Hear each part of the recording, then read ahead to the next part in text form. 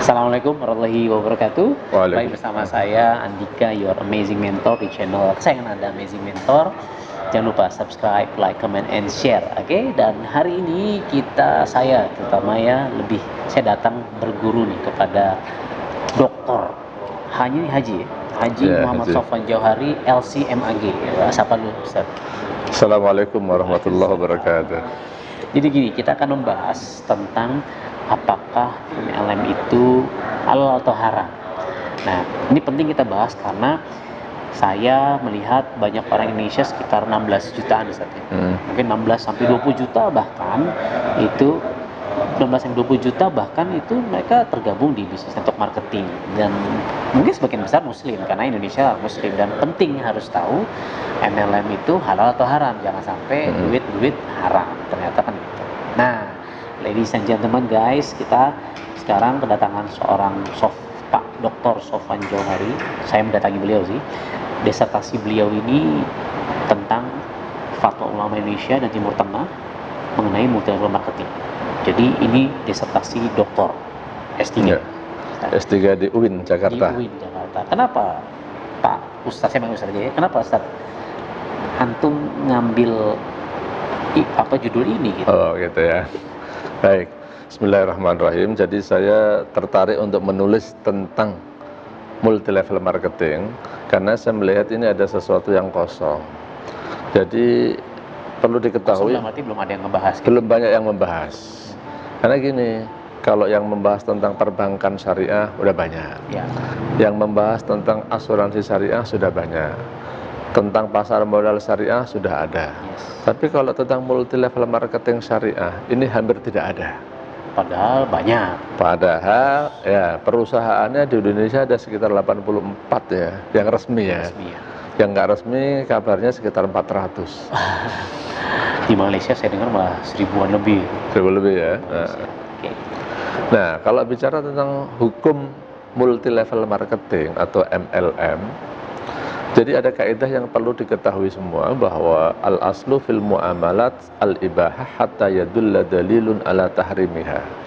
Pada dasarnya transaksi muamalat itu adalah halal sampai ada dalil yang mengharamkan. Jadi jangan disamakan antara konsep fikih muamalat dengan konsep fikih ibadah. Muamalat itu hubungan sama manusia, dagang gitu. Seputar bisnis, ekonomi, dan keuangan. Kalau fikih ibadah itu menyangkut rukun Islam kecuali syahadat. Kalau syahadat nanti pembahasan di bab akidah. Ya. Jadi contohnya gini, kalau masalah ibadah, kaidahnya kan sebaliknya, al-aslu fil ibadat al-hadur. Prinsipnya ibadah itu kita nggak boleh, kecuali ada contoh. Kalau saya misalnya mau merutinkan sholat setiap jam 5 sore misalnya, setelah sholat asar, nggak boleh. Kenapa? Karena nggak ada dalil yang menyuruh. Terus gimana? Ya udah jangan jalanin. Kecuali kalau sholat jenazah itu rutin itu ya. Bukan rutin, itu namanya sholat jenazah. Atau misalnya saya mau puasa setiap hari Rabu misalnya. Kenapa hari Rabu? Itu hari baik saya misalnya. Itu nggak boleh, nggak ada perintah. Terus gimana? Ya tinggalin. Nah, tapi kalau muamalat berbeda ya. Muamalat itu prinsipnya boleh, kecuali ada yang mengharamkannya. Mubah kecuali ada yang mengharamkan. Betul. Jadi kalau ditanyakan bagaimana hukum multilevel marketing, pada dasarnya multilevel marketing itu muamalat ya mubah. Tapi kita nggak bisa mengeneralisir karena muamalat multilevel marketing ini kan tadi saya katakan banyak nih. Ya, banyak jenisnya. Banyak, betul modelnya. Jadi kita nggak bisa generalisir semuanya haram ataupun semuanya halal. Gitu. Jadi ada yang halal, ada yang haram, seperti halnya perbankan. Ada yang syariah, ada yang konvensional. Asuransi juga ada yang syariah, ada yang konvensional. Pasar modal seperti reksadana, saham, ada yang syariah, ada yang konvensional. Multilevel marketing juga seperti itu. Jadi nggak boleh mengeneralisir semua multilevel marketing haram atau semua multilevel marketing halal, nggak bisa. Walaupun mungkin ada beberapa MLM yang belum dapat sertifikasi dari DSN misalnya gitu. Apakah hal-halnya itu harus dapat itu dulu gitu? Begini. sertifikasi halal dan sertifikasi syariah itu kan aturan negara untuk melindungi konsumen, untuk melindungi rakyatnya. Ketenangan gitu ya. Contoh nih, kalau kita beli bakwan buatan tetangga, halal apa haram? Halal. Halal. Udah ada label halalnya belum? Belum. Belum. Nah, jadi yang tidak ada nikah siri nggak ke KUA gitu. Kalau nikah jangan ngomongin, saya nggak berani deh. Ada istri saya nonton sekarang. Jadi kalau yang tidak ada label halalnya bukan pasti haram. Oke. Tapi kalau ada label halalnya itu konsumen lebih terjamin. Siap. Nah, begitu pula dengan yang sudah ada label syariahnya atau belum. Tidak berarti pasti yang tidak ada label syariahnya haram. Tetapi yang ada label syariahnya itu lebih terjamin. Negara dalam hal ini berani menjamin. Kalau seandainya ada salah-salah, negara berhak menegur. Tapi kalau multi levelnya ini dia tidak menyatakan syariah, ya negara Indonesia kan bukan negara Islam. Jadi kalau orang yang mau menjalankan konsep bisnis multi level marketing konvensional, boleh-boleh aja. Jadi kalau dia tidak sesuai dengan syariah, ya memang dia tidak mengatakan syariah, ya boleh-boleh aja, nggak bisa dipaksa gitu. Jadi intinya sih saya katakan, tidak semua yang belum berlabel itu pasti haram. Jadi untuk mengatakan halal haram, ya kita harus teliti dulu, dikaji dulu gitu. Nah, kebanyakan kan ya tadi ada ya beberapa kalangan lah ya, ustadz atau kalangan yang memang guys pokoknya MLM haram, mengeneralisasi gitu. Itu kenapa sih kok begitu gitu? Mudah-mudahan sih ya, mudah-mudahan ini ketidaksengajaan ustadz itu, atau mudah-mudahan karena apa, saya mau ngomong bukan niat menjelekkan ustadz itu ya. Kan banyak, nggak satu ustadz, maksudnya ya pokoknya karena kalau yang saya tangkap sih baca ya di Saudi begini gitu. Nah, gitu. Gini, ustadz itu kan sebenarnya juga ada keahliannya, ada bidangnya. Masyarakat ini suka maunya palu gada. Yang namanya ustadz tuh maunya suruh bicara apa aja bisa. Saya lihat kesalahan masyarakat gini, ustadz ini misalnya spesialisasinya, keahliannya, kuliahnya bukan bidang bisnis, ditanyain tentang bisnis. Ini mestinya ya janganlah. Kayak saya kalau disuruh ceramah yang bukan bidang saya, suruh ngajar, saya nggak mau. Saya kalau mau ngajar tuh, kalau di kampus ya maunya ngajar, ya ngajar seputar fikih aja. Karena keahlian saya fikih. Nah, saya lihat banyak ini ustadz yang bidang keahliannya bukan masalah fikih. Dia kalau ceramah, dakwah boleh lah. Tapi kalau udah bicara hukum, harusnya ya menyadarilah, koreksi saya ini ahli nggak dalam bidang ini. Kalau nggak, ya jangan. Sebab ada yang punya bahasa lain. Dulu ada mantan rektor UIN itu menyebutnya ini pelacuran intelektual. Gimana tuh Ustaz? Benar, bahas pelacuran. Pelacuran intelektual itu orang yang ngomong bukan pada bidangnya, sehingga ya salah. Mungkin kalau Pak Andika ini kan dokter ya. Nah, bukan bidang saya juga itu. Oh gitu ya. jangan sampai terjadi malpraktek. Itu jadi praktek-praktek yang nggak resmi itu mungkin itu. Ya. Itulah kira-kira.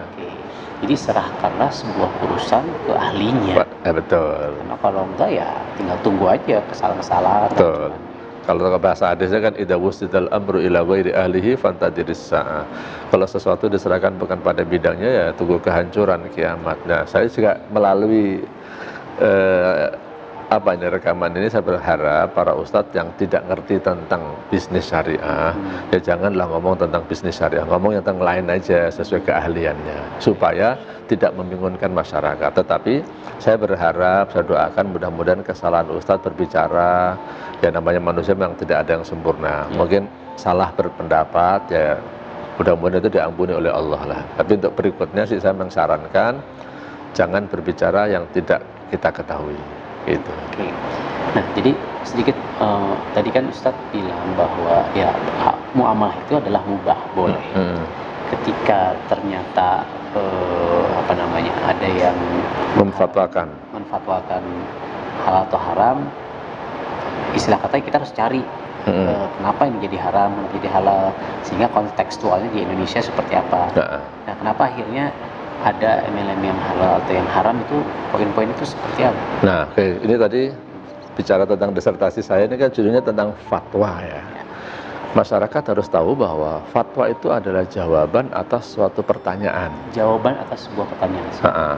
Yang mana pertanyaan itu didasarkan pada kasus yang terjadi. Ya. Sehingga fatwa yang di Saudi itu kan berdasarkan kasus yang terjadi di Saudi. Oke.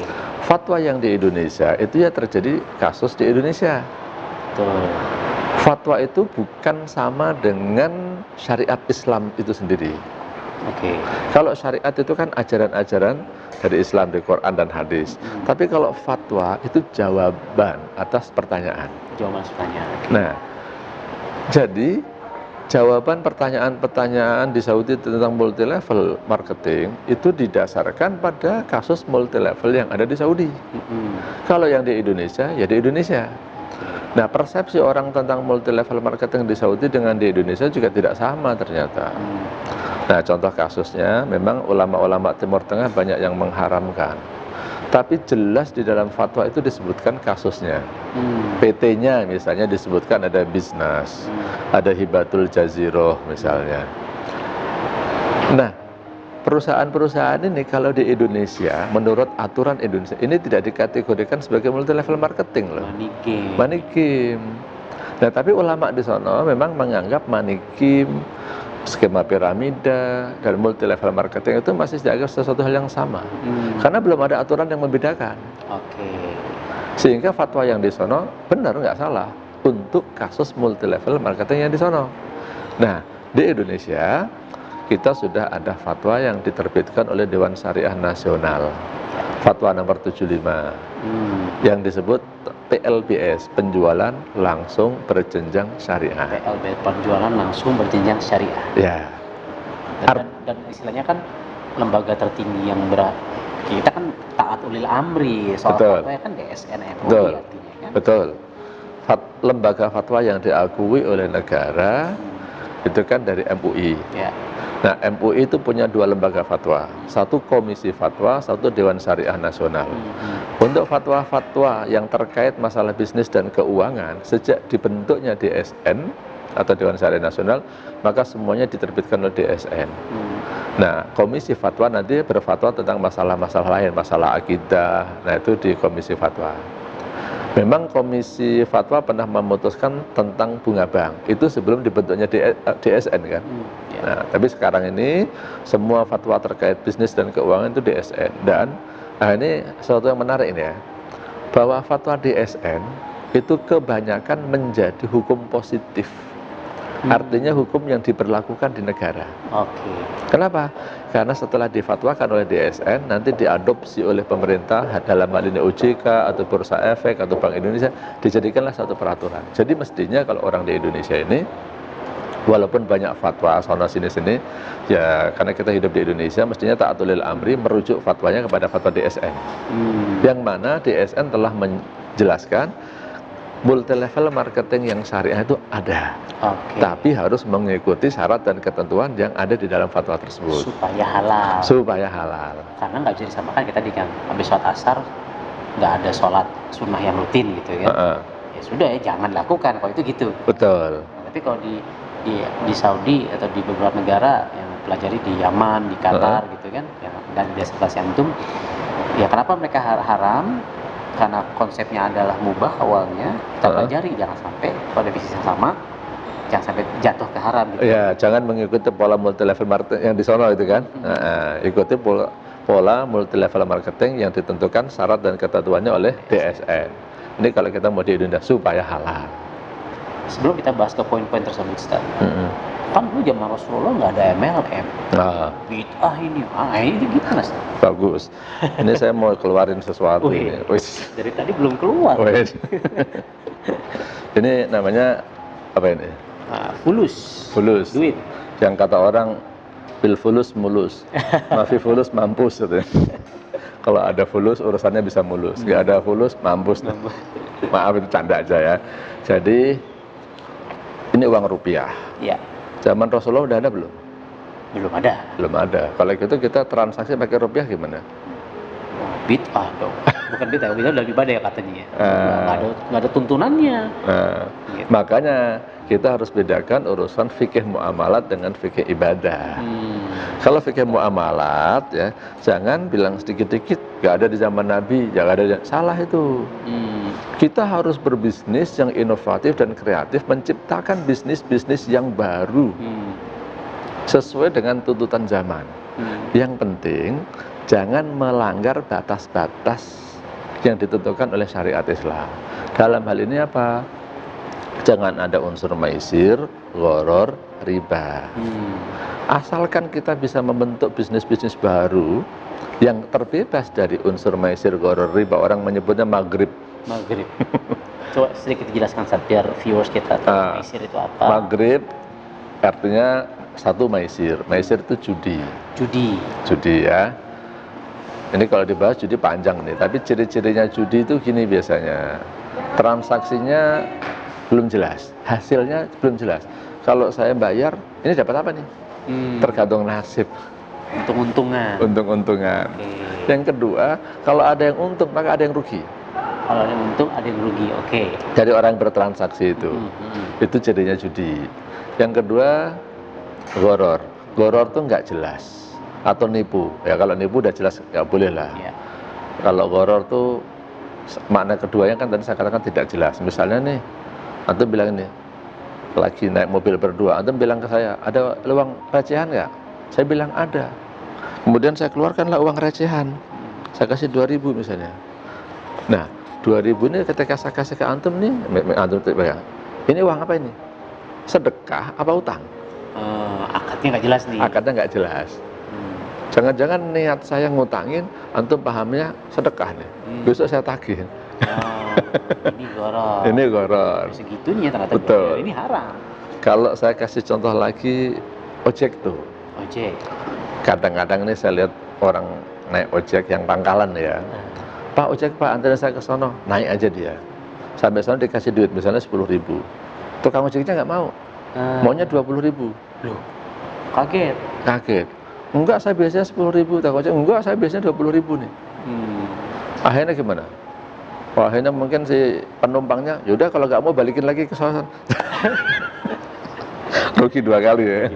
Nah ini kesalahannya adalah gharar, itu akadnya nggak jelas. Di awal nggak ada akad. Betul. Pak, anterin saya ke sono, bayar berapa, harusnya ada itu.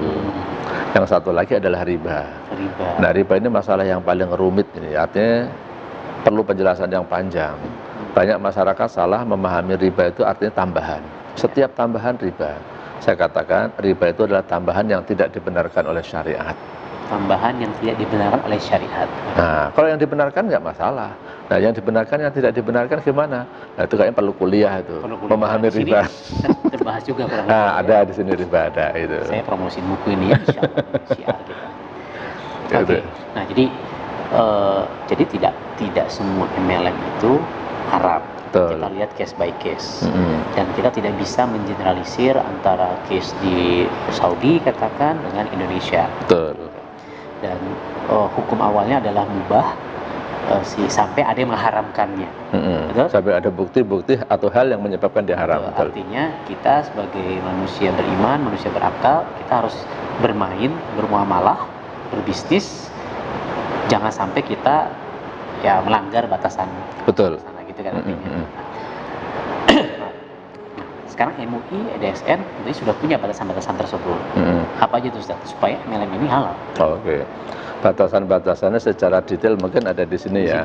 Ada 12 persyaratan. 12 persyaratan. Saya mungkin nggak bisa bahas semuanya, tapi sebagian. Contohnya gini, yang namanya multi level marketing itu harus ada produknya. Harus ada produknya. Kalau nggak ada produk ya, ini mau apa nih kalau nggak ada produk nih? Betul. Yang kedua, itu malah ke money game tadi. Money game nanti. Yang kedua, produk yang dijual itu harus produk yang halal. Nah, kemudian misalnya lagi tidak boleh ada praktek money game. Tidak boleh ada praktek money game. Cuma dari lubang tutup lubang tanpa ada produk gitu ya. Betul. Tidak boleh ada excessive markup. Excessive markup. Jadi menaikkan harga yang berlebihan. Jadi ini dalamnya ada, ini aturan buat perusahaan nih. Perusahaan ketika menjual barang itu harus dijual dengan harga yang wajar. Nah, kesalahan masyarakat memahami excessive markup adalah dia membandingkan satu produk tapi dengan produk lain yang tidak selevelnya. Apple to apple. Nah, nggak apple to apple. Ini mahal nih dibandingkan ini. Nah, kualitasnya nggak sama, ya itu jangan. Nah, jadi cari barang yang sejenis lah. Kemudian tidak melakukan praktek money game. Money game itu sebenarnya adalah bahasa lain daripada maisir, judi. Maisir, judi tadi ya. Tidak. Yang duluan paling untung ya itu. Betul. Yang di depan pasti untung itu ciri-ciri money game itu. Kemudian satu lagi yang diantaranya adalah tidak boleh melakukan igro.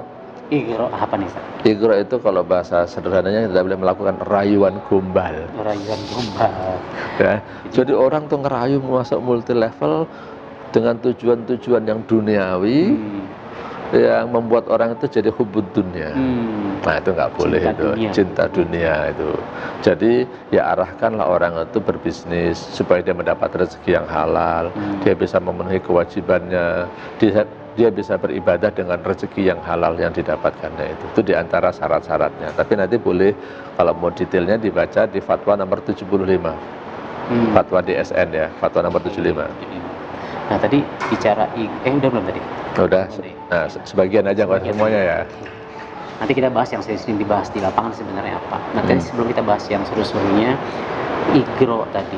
Nah kan ada perusahaan-perusahaan MLM yang mungkin ya mobil mewah, kapal lah, dapat pesawat lah apa. Itu gimana itu kalau gitu? Nah ini dikhawatirkan masuk ke dalam bab igro memang. Makanya kita berharap pada para pelaku MLM ya sekarang dirubahlah dalam membujuk orang, dalam memotivasi, dalam memberikan training-training, arahnya jangan kepada hubud dunia, cinta dunia. Sekali lagi ya konsepnya kalau orang muslim kan wa ma khalaqtul jinna wal insa illa liya'budun. Jadi semuanya kita lakukan karena ibadah. Ibadah ini kan butuh modal, butuh duit. Sholat juga butuh duit loh. Karena apalagi kalau laki-laki sholatnya kan aslinya di masjid. Betul. Nah gimana orang-orang ini pada mau sholat di masjid? Perlu diciptakan masjidnya yang nyaman. Kalau perlu masjidnya pakai AC, bersih, imamnya juga bagus, sound systemnya enak. Alah kalau perlu di masjid kasih snack deh. Makan siang gratis. Coba kalau misalnya setiap orang sholat zuhur dikasih makan siang gratis, banyak nggak itu? Banyak. Nah, cuman masalahnya apa? Dana. Nah, yang nyiapin makan ada nggak itu?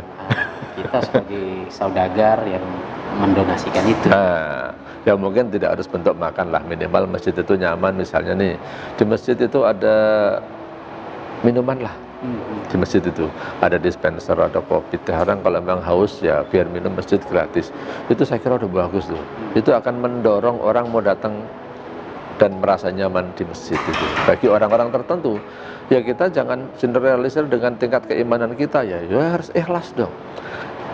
Ikhlas itu pelajaran nomor 2 kalau saya bilang. Nomor 1 orang gimana mau ke masjid dulu. Isi. Ya kan?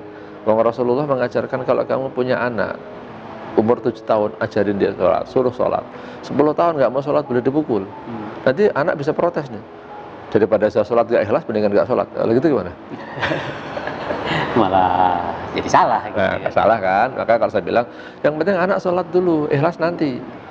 Jadi bagaimana masyarakat ini mau ke masjid dulu. Urusan ikhlas nanti kalau udah di masjid baru dididik menjadi ikhlas. Itu tahapannya. Artinya kalau tadi kita bicara, kalaupun ada perusahaan-perusahaan MLM yang memang menawarkan hadiah-hadiah yang fantastis, ya dicek dulu itu benar nggak, dapat dari mana. Karena nggak boleh tadi yang kalau dari kualitas produknya dikurangin itu jadi. Iya betul, itu ada bab namanya maisir kan? Judi ya. Bahwa hadiah yang diberikan oleh perusahaan itu bisa menjadi maisir, bisa tidak. Nah itu nanti kita akan mengecek ya. Kita maksud saya di sini adalah otoritas. Dalam hal ini kalau saya mewakili DSN ya, Dewan Syariah Nasional. Jadi anggota DSN MUI. Jadi saya ini memang anggota DSN yang ditugaskan untuk mendampingi perusahaan-perusahaan menjadi pengawas.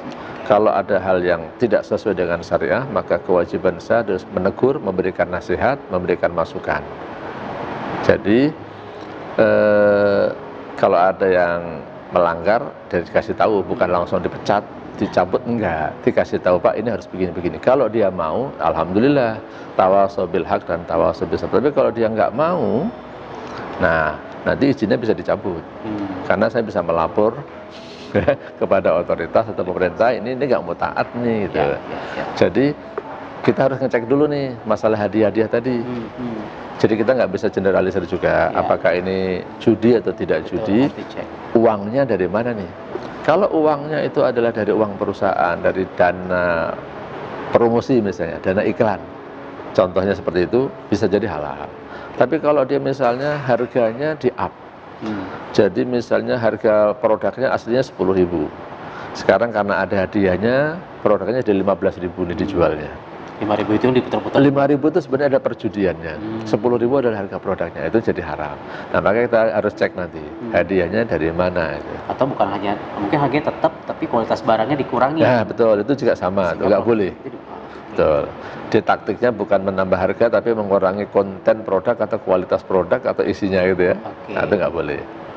Oke, nah sekarang yang sering di lapangan itu dibahas nih Ustaz. 2 akad 1 transaksi haram. Satu akad 2 transaksi.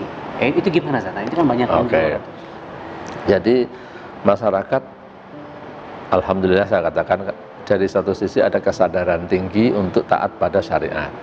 Tapi sayangnya mereka ini belajarnya nggak dalam. 2 akad dalam 1 akad tuh yang dimaksud apa nih? Suka pada menafsirkan masing-masing. Nah, saya mau kasih contoh. Kalau saya punya anak, saya masukin ke pesantren. Setiap bulan saya disuruh bayar SPP 2 juta. Dapat uang dapat makan, dapat tempat tinggal, dan dapat pendidikan. Ini 2 juta yang saya bayarkan ini akadnya apa ini?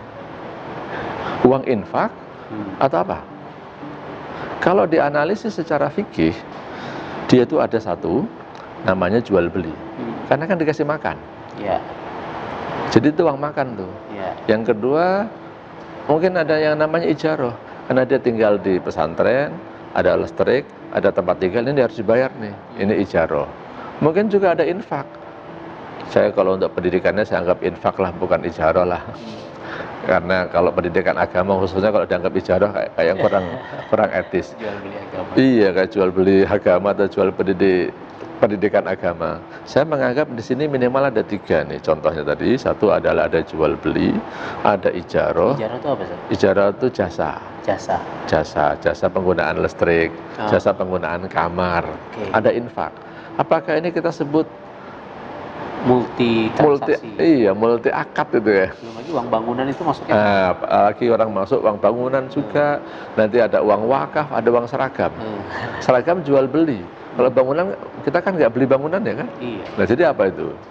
Nah jadi ini bukan termasuk 2 akad dalam 1 akad. Ini kalau dalam fikih namanya al-uqudul murakkabah. Akad yang murakkab itu kalau diterjemahkan itu kuadrat ya. Tersusun maksudnya. Ada akad ini dengan akad ini.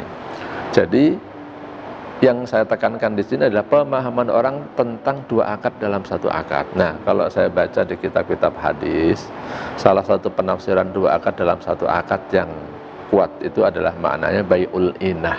Bai'ul inah itu jual beli fiktif. Jual beli fiktif, misalnya saya pengen utang ke Pak Andika. Kalau utang dalam Islam itu kalau utang 1 juta ya bayar 1 juta. Maka akhirnya Pak Andika nggak mau ngutangin saya. Akhirnya apa? Pura-puranya gini. Nah itu ada handphone kan. Ini Pak Andika jual ke saya nih. Dijuallah 2 juta. 2 juta. Lalu saya butuh duit malah suruh beli handphone kan nggak punya duit ya. Oh gini caranya.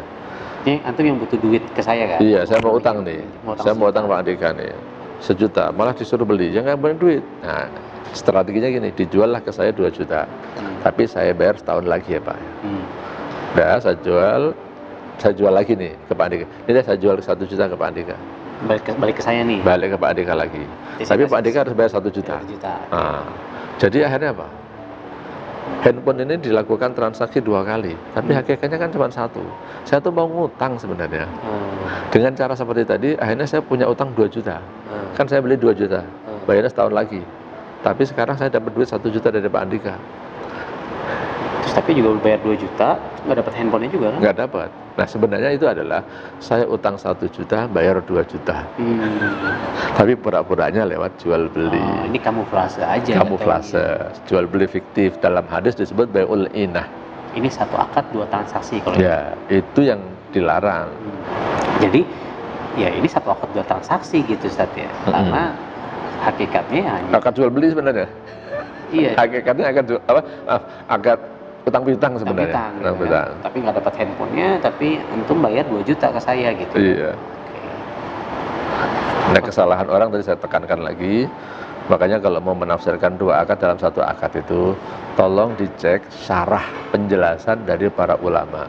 Kalau itu hadis Bukhari, saya ajarin bukalah kitab Fathul Bari.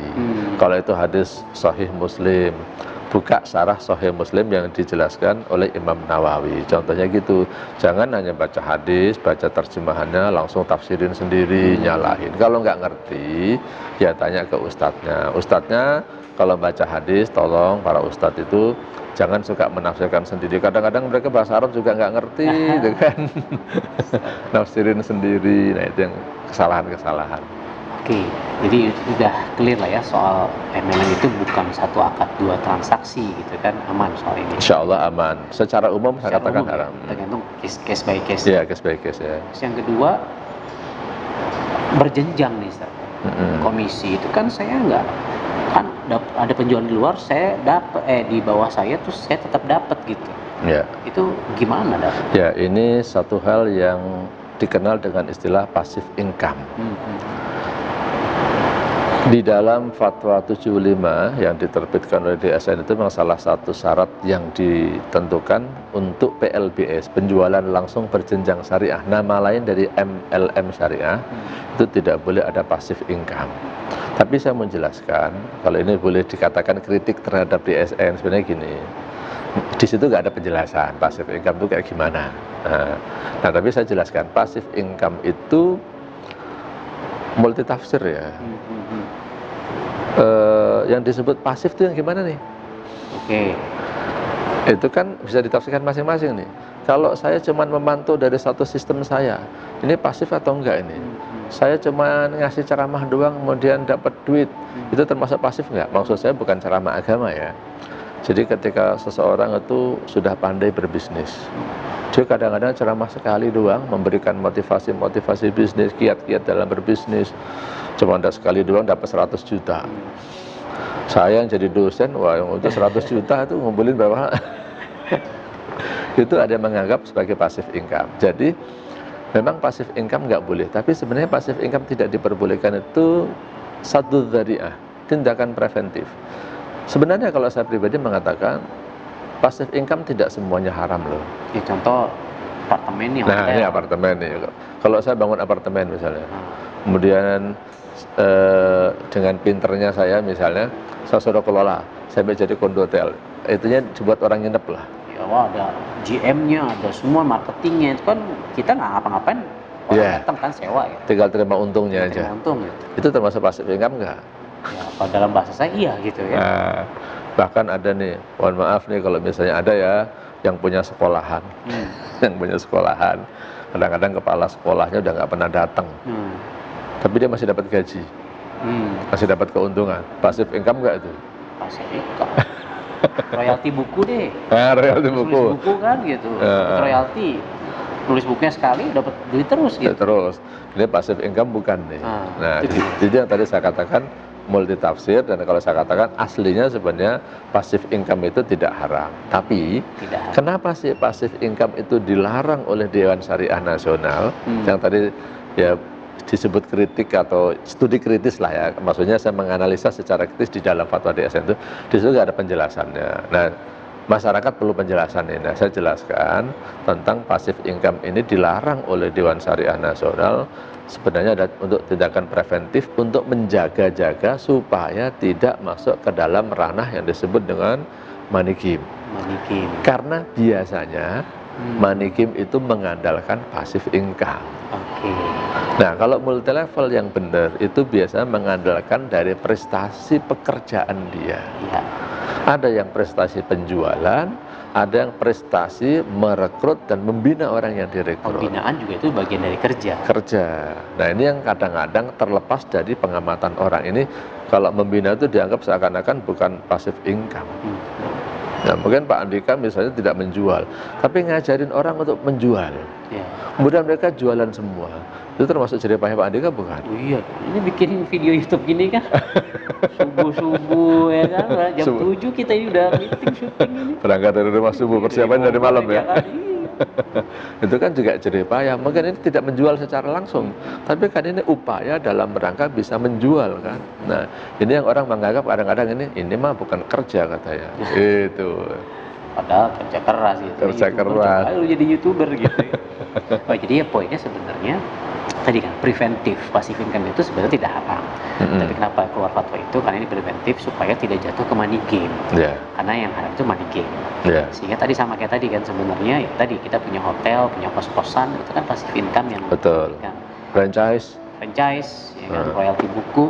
Nah, tapi harus ada tadi penjualan atau ya apa namanya pembinaan tadi namanya. Sehingga ini buat para leader-leader MLM nih, apapun MLM-nya ya kalau Anda tidur doang gitu. Nah, itu kena dosa passive income tuh. Tapi kalau leadernya meninggal dunia gitu, kan itu bisa diwariskan memang. Kalau biasanya kan MLM tuh, itu gimana? Oke, itu sama dengan warisan. Ya kalau saya punya harta banyak, kemudian saya mati, anak saya tiba-tiba dapat duit, passive income nggak ya? Ya memang sudah warisan ya kan. Nah, dalam konsep multi level itu kan dia kan membangun suatu bisnis, membangun suatu perusahaan nih. Kalau misalnya saya membangun suatu perusahaan, kemudian saya mati, perusahaan masih berjalan, ya kan memang anak-anak saya ahli warisnya masih dapat juga kan. Jangan dibilang itu passive income, itulah dalam tanda kutip prestasi saya dalam mendirikan sebuah perusahaan. Yang namanya prestasi itu tidak harus kerja keras, tapi kadang-kadang kerja cerdas. Cakep. Iya. Dan karena banyak orang yang tidak melihat proses kita membangun apartemen ini, udah jadi, wah enak banget loh, ongkang-ongkang kaki dapat duit gitu. Nah kan, iya, kadang-kadang orang gitu, lihat sudah jadinya, nggak lihat prosesnya kan. Iya, oke. Jadi coba saya simpulkan ya Ustaz. Jadi sebenarnya ya MLM itu bisa halal bisa haram. Betul. Tergantung ya kan. Tapi karena kita hidup di Indonesia, kita lihat case by case, jangan mengeneralisasi. Karena hukum awalnya mubah tadi Ustaz. Betul.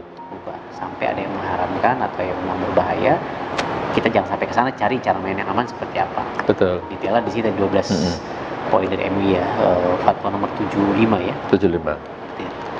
Terus tadi sudah clear bahwa biasanya yang di luaran sana itu yang paling banyak sih satu akad 2 transaksi itu aman, artinya sebenarnya tidak termasuk ke dalam definisi itu. Terus tadi multi layer juga sebenarnya berjenjang ya. Kalau yang saya tangkap itu aman karena kan itu terserah perusahaan kan sebenarnya. Iya, jerih payah itu sistem kan sebenarnya kan. Sistem. You jual produk, ya terserah saya mau bagi komisinya ke perusahaan gitu ya. Betul. Kalau namanya ujroh, upah ataupun jual, ujroh dengan jual itu sama-sama upah ya. Tapi kalau ujroh itu adalah ujroh yang didasarkan pada orientasi pekerjaan atau prosesnya. Tapi kalau jual itu ujroh yang didasarkan atas orientasi hasil. Jadi kalau contohnya begini deh, kayak karyawan tetap. Karyawan tetap itu ujroh itu. Pokoknya kamu datang dari jam 8 sampai jam 5 sore gajinya sekian. Perusahaan rugi tetap dapat gaji kan.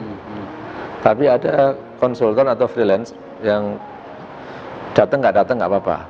Yang penting nanti kalau ada perlu kamu datang ke sini. Kalau saya tanya jawab. Kalau nggak ada pertanyaan, nggak ada konsultasinya ya. Kadang-kadang dia nggak kerja, gaji tetap kan. Iya. Kadang-kadang ada yang kalau ada konsultasi dibayar, kalau nggak ada nggak dibayar. Nah itu kan sebenarnya tergantung pada kebutuhan orang masing-masing, mau pakai ijarah atau mau pakai jual. Kalau jual itu sih kalau zaman dulu di kitab-kitab fikih, contohnya gini nih, saya punya sapi hilang. Siapa yang bisa menemukan sapi saya nanti akan saya kasih hadiah misalnya 5 juta. Sayembara, betul. Ada orang yang dia capek-capek nyari sapi itu di mana? Keluar duit tuh, keluar duit. Sewa mobil, ya kan? Sewa detektif misalnya. Mungkin udah 3 hari sampai 7 hari nggak ketemu sapinya, ya nggak dapat. Tapi ada orang misalnya bangun tidur, tahu-tahu sapinya nongkrong di depan rumah dia, dipegang lah, kasihkan ke yang punya, dapat tuh 5 juta. Padahal usahanya nggak sebesar yang tadi sampai sewa mobil dan seterusnya. Nah, orang pertama nggak dapat apa-apa, udah kerja kan? Udah. Yang kedua kerjanya dikit tapi dapatnya banyak. Nah ini namanya jual nih, akadnya namanya jualah. Nah ini yang orang suka nggak tahu tentang jualah. Makanya nanti saya sarankan buat para pelaku multi level belajar tuh tentang jualah. Bisa jualah, bisa jialah ya. Jadi artinya dalam kitab fikih kadang-kadang disebut dengan jualah atau jialah. Itu di fikih. Oke, jadi ya intinya aman. Insya Allah aman. Ya. Karena yang saya pahami juga, karena kan saya ini sudah konsul lah ke banyak ustadz gitu ya. Salah satu kenapa saya akhirnya bikin video sama ustadz, maksudnya saya konsul banyak dengan ahli ekonomi syariah. Yang saya senang adalah ustadz memang secara ilmiah meneliti sehingga bisa dipertanggungjawabkan juga secara ilmiah kan. Insya Allah begitu. Bukan hanya ikut-ikutan. Oh kata ustadz ini haram, ini halal gitu. Karena untuk jadi disertasi dokter untuk dikatakan lulus tuh ujiannya 7 kali itu. Waduh, kebayang saya skripsi aja pusing tat gitu. 7 kali ujian itu di hadapan 6 profesor. Ujian terakhir tuh 7 ya. 7 penguji itu. Artinya bukan ngecap, bukan faktor subjektivitas saya, tapi ini saya berdasarkan penelitian, melihat pada fakta, melihat kepada dalil, kemudian saya paparkan. Yang kesimpulannya, yang nggak boleh digeneralisir bahwa multi level itu halal atau haram. Masyarakat perlu tahu nih, sekarang ini kan ada bank syariah, ada bank konvensional, ada asuransi syariah, ada asuransi konvensional. Perlu tahu juga nih, ada multi level marketing syariah, ada multi level marketing yang konvensional. Artinya ada yang syariah, ada yang non syariah. Janganlah menyamakan antara yang syariah dengan yang non syariah. Gitu. Alhamdulillah, ini saya buka pas halaman tentang jualah gitu, ijarah jualah. Oh pas ya. Dan menarik, ini setiap halaman itu udah ada diambil dari mana ya, disertasi ya. Ada catatan kakinya harus. Semua lengkap, jadi highly recommended books. Nanti lihat di deskripsi ya belinya di mana gitu saja. Lumayan ya. Nah, kita siarkan dakwah ini. Oke, nah jadi ya intinya aman sih sebenarnya. Insya Allah aman multi levelnya. Kesimpulan Ustaz mungkin buat teman-teman yang lain. Kesimpulan yang pertama, jangan suka mengeneralisir perkara. Jangan suka mengeneralisir hukum. Lihat kasus per kasus. Yang kedua, kalau masalah fatwa, jangan suka mengimpor fatwa mentah-mentah. Karena fatwa itu harus dilihat daripada case-nya. Fatwa yang di Saudi, insya Allah benar di Saudi, tapi belum selamanya itu benar untuk di Indonesia. Memang kebetulan yang dipelajari di sana ya money game gitu kan, ya, kasusnya yang ada money kasusnya game. Money game. Makanya kalau dalam madhab Syafi'i ada qaul qadim, qaul jadid, pendapat lama dan pendapat baru.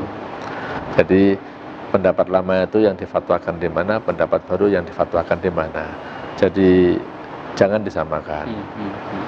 Karena kasusnya berbeda, intinya di sisi kasus yang berbeda. Jadi penekanan saya, tolong para ustadz untuk mengimpor fatwa, ya, jangan mentah-mentah. Untuk menjadi referensi, fatwa itu menjadi referensi, itu satu hal yang sangat positif. Tapi kasusnya harus dilihat. Kasus yang di sana dengan kasus ini sama atau tidak itu. Itu kira-kira pesan penting buat para ustadz gitu malah. Itu kan buat para ustadz. Nah, kalau buat para pelaku network marketernya nih Ustadz, apa pesan Ustadz? Pesan saya, para pelaku bisnis supaya belajar. Belajar tentang fatwa DSN. Supaya saya lampirkan ya di belakangnya, coba pelajari 12 itu ya. Betul, 12 persyaratan. Setelah ini nanti ada tulisannya. Fatwa 75. Nah, khusus untuk MLM yang bergerak di dalam bidang umroh atau jasa, nanti ada fatwa tambahan, fatwa nomor 83. Fatwa 83 itu tambahan. Tetapi saat ini DSN melakukan moratorium. Jadi tidak mensertifikasi MLM di bidang jasa umroh. Tidak mensertifikasi MLM di bidang jasa umroh. Nah, jadi kalau ada orang mengklaim hari ini, ya, ini bulan Juli 2019, kalau ada yang mengatakan saya punya sertifikat syariah dalam bidang MLM jasa umroh, maka Dipastikan. 99,9% itu tidak asli. Itu tidak asli. Yang dapat sertifikat syariahnya mungkin umrohnya, bukan multi level marketingnya. Produknya bukan. Ya, karena sudah di moratorium. Karena banyaknya kasus-kasus LM umroh yang awalnya sesuai dengan syariah, tapi dalam perjalanannya dia tidak mengikuti syarat-syarat dan ketentuan itu. Karena banyak kasus, ya adalah di moratorium aja. Susah kira-kira dinasihatin itu. Banyak banget kasusnya soal. Ya. Oke. So, pelajari lagi 12 poin ya, nanti di sini kan Anda bisa screenshot, nanti saya lampirkan di video ini fatwa nomor 75 ya, dari DSN MUI. Dan paling mungkin buat para tadi yang saya coba simpulkan juga buat para network marketernya, jangan igro tadi ya. Ya, jangan igro. Jangan merayu-rayu, gombal, ya, melebihkan, memberikan janji-janji surga yang sebenarnya tadi dapat ini tapi harganya juga sebenarnya nggak sekian, atau ya, dapat mobil DP-nya doang. DP-nya doang, saya suruh nyicil. Cicilannya suruh bayar sendiri. Gitu. Nah itu harus dipastikan ke perusahaannya, apakah memang dari akadnya sudah jelas. Kalau memang ternyata dari awal dapat DP-nya doang dikasih dari awal sih sebenarnya aman kok kayak gitu. Iya. Jadi dari awalnya harus didapati. Iya, betul, gitu betul. Ya. Jadi cek sekarang buat Anda pelaku network marketer, cek ke perusahaannya, marketing plan-nya, jika ada janji-janji hadiah mobil kah, pesawat kah, apapun itu gitu, handphone kah, whatever it is, dapat dari mana, hitung-hitungannya seperti apa, supaya kita semua clear. Betul. Tidak ada dusta di antara kita. Iya. Mantap. Sip, insya Allah mungkin video ini bisa mention lagi teman-teman yang mencari maisyahnya dari dunia network marketing. Iya. Ya. Mudah-mudahan barokah. Mudah-mudahan barokah dan bisa menjalankan dengan rasa tenang yang lebih menenangkan, karena banyak teman-teman di luar sana juga konsul ke saya saat itu kan pengen nih, karena kan saya suka di video-video sebelumnya misalnya bagaimana karyawan menjadi orang kaya misalnya. Ya salah satunya selain investasi di situ, salah satunya paling mudah adalah network marketing gitu. Betul, ya. betul. Karena modalnya relatif kecil, ada yang membina, ada yang membantu, ada komunitasnya. Tapi ya tadi mereka banyak bertanya-tanya. Tapi alhamdulillah hari ini insyaallah clear. Insyaallah, insyaallah. Jazakallah khair. Wa iyyakum. Mudah-mudahan ini jadi amal kita semua. Stay tune terus, saksikan terus video-video saya di channel Amazing Mentor. Viralkan video ini, share supaya banyak teman-teman dapat informasi yang menarik dari ahlinya ahli MLM secara syariah ya, Dr. Haji Muhammad Sofwan Johari LC-MAG. LC-nya dari mana, Ustaz? LC dari Libya. Libya, Masya Allah. Saya Andika dan Dr. Sofwan Johari. Sofwan Johari undur diri. Stay tune terus, subscribe, like, comment, and share. Assalamualaikum warahmatullahi wabarakatuh. Waalaikumsalam warahmatullahi wabarakatuh.